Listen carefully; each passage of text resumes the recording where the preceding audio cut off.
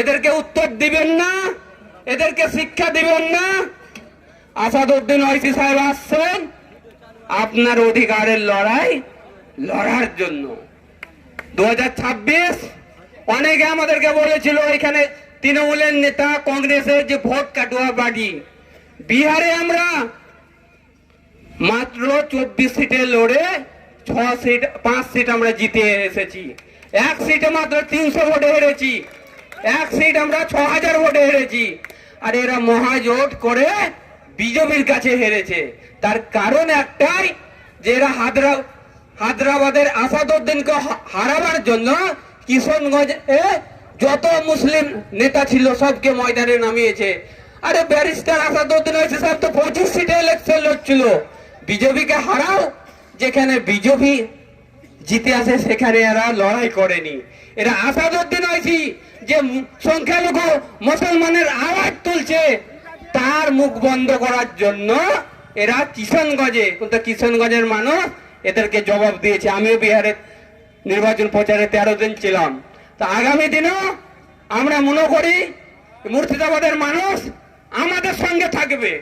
আর আমরা একটা কথা বলে যাচ্ছি, যে আমাদের এলাকার থেকে আমরা যেখানে ইলেকশন লড়বো আমরা দায়িত্ব নিয়ে বলছি, আমরা বিজেপিকে দিতে দেবো না।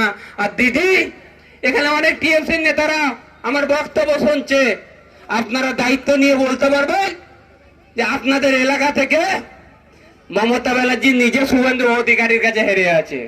পারবেন মমতা ব্যানার্জি বিজেপিকে হারাতে?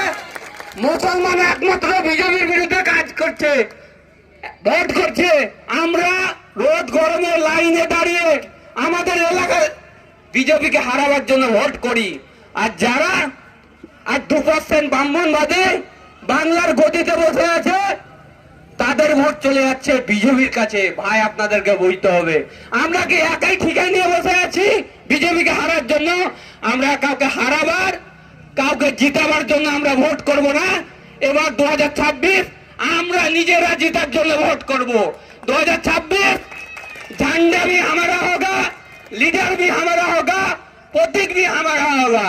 এই মেসেজ আপনাদেরকে পাড়ায় পাড়ায় পৌঁছে দিতে হবে যে আসাদউদ্দিন ওয়াইসি সাহেব আসছে, আর কারো আমরা গোলামি করব না।